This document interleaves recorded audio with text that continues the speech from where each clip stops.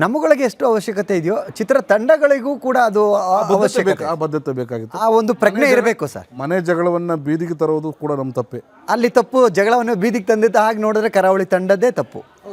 ನೀವು ಆ ವಿಚಾರವನ್ನು ನಮ್ಮ ಮುಂದೆ ತೆರೆದೋಗಿದ್ರೆ ನಾವು ಅದ್ರ ಬಗ್ಗೆ ನಾವು ಮಾತಾಡ್ತಾ ಇರಲಿಲ್ಲ. ಜಗಳವನ್ನು ನಾವು ತರಬಾರ್ದಾಗಿತ್ತು. ಅಂದರೂ ಕೂಡ ಈಗ ನಮ್ಮ ಮೀಡಿಯಾ ಇದು ಪಾರ್ಟ್ ಆಫ್ ಸಿನಿಮಾ.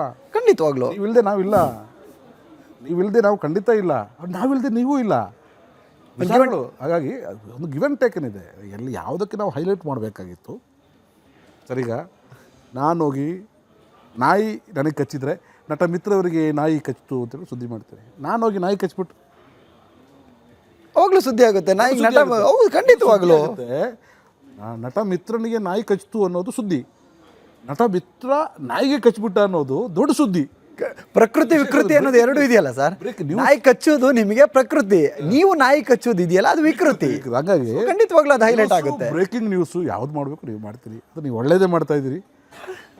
ಅದು ನನಗೆ ಬುದ್ಧಿ ಹೇಳುವಷ್ಟು ದೊಡ್ಡ ನಾನಲ್ಲ. ಯಾವುದೋ ಹೈಲೈಟ್ ಆಗಬೇಕಾಗಿತ್ತು. ಅವತ್ತು ಟ್ರೈಲರ್ ಲಾಂಚ್ ಹೈಲೈಟ್ ಆಗಬೇಕಾಗಿತ್ತು. ಅವತ್ತು ಟ್ರೈಲರ್ ಲಾಂಚ್ ದಿವಸ ನಾವು ಜಗಳ ಮಾಡಬಾರ್ದು, ನಾವು ಬೀದಿ ರಂಪ ಮಾಡಬಾರ್ದು. ಇದು ನಾವು ಒಂದು ರೂಮಲ್ಲಿ ಕೂತ್ಕೊಂಡು ಮಾತಾಡುವಂಥ ವಿಚಾರ ಅನ್ನೋದು ನಮ್ಮ ಕಾಲ್ ಆಗಿರಬೇಕಾಗಿತ್ತು. ಆಗೋಗ್ಬಿಟ್ಟಿದೆ. ಏನೇ ಹೇಳಿ sir, doctor Rajkumar, doctor Vishnuvardhan ಅವರು, ಡಾಕ್ಟರ್ ಅಂಬರೀಷ್ ಅವರು, ಇವರ ನಂತರ ಕನ್ನಡ ಚಿತ್ರರಂಗ ಒಡೆದ ಮನೆ. ಇದನ್ನು ನಾವು ಎಲ್ಲಿ ಬೇಕಾದರೂ ಹೇಳ್ತೀವಿ. ಒಗ್ಗಟ್ಟು ವಿಚಾರ, ಮುಖ್ಯವಾದ ವಿಚಾರ. ಕಲಾವಿದರಲ್ಲಿ ಒಗ್ಗಟ್ಟಿಲ್ಲ ಸರ್. ನೋಡಿ, ನಮಗೆ ಒಂದು ಸಮಸ್ಯೆ ಆದಾಗ, ನಾವು ಚಿತ್ರರಂಗಕ್ಕೆ ಮಾಡಿದಾಗ ನಮ್ಮ ಸಮಸ್ಯೆ ಆದಾಗ ನಾವು ಸೀದಾ ಅಣ್ಣವ್ರನ್ನ ಮನೆ ಅಥವಾ ಹೌದು ಒಪ್ಕೋತೀರಾ ಅದನ್ನ? ಮೊದಲು ನಾನು ಭೇಟಿ ಆಗ್ತಾ ಇದ್ದೆ. ಅಲ್ಲಲ್ಲ ಸರ್, ಅದನ್ನ ಒಪ್ಕೋತೀರಾ? ಖಂಡಿತ ಒಪ್ಕೋತೀವಿ. ಅದಾದಮೇಲೆ ಅಂಬರೀಷನ್ ನಾನು ಲೇಖತೆ ಬಾರೋರಿ ಸರಿ ಮಾಡಿದ ಅದು ಸರಿ ಮಾಡುವಂಥ ನಾಯಕತ್ವ. ಈಗ ನೀವು ಹೇಳಿದ್ರೆ ನಾನು ಖಂಡಿತ ಒಪ್ಕೋತೀನಿ. ನಾವು ನಾಯಕರಿಲ್ಲದ, ಲೀಡರ್ ಇಲ್ಲದೆ ಇರುವಂಥ ಪ್ರಜೆಗಳಾಗಿದ್ದೀವಿ ಕಲಾವಿದರುಗಳು ಅಥವಾ ತಜ್ಞರು.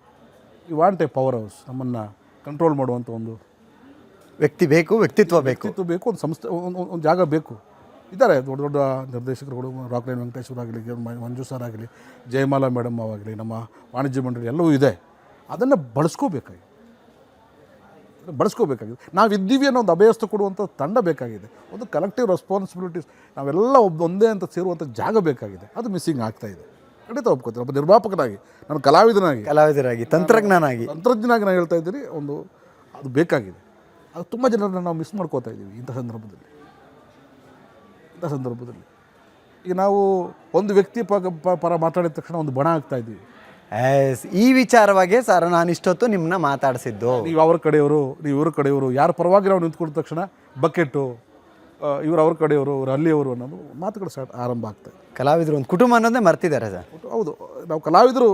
ಯಾಕಂದರೆ ಆ ರೀತಿಯ ಯಶಸ್ಸು, ಆ ರೀತಿಯ ಒಂದು ವಾತಾವರಣ ಇನ್ನೂ ಕ್ರಿಯೇಟ್ ಆಗಿಲ್ಲ.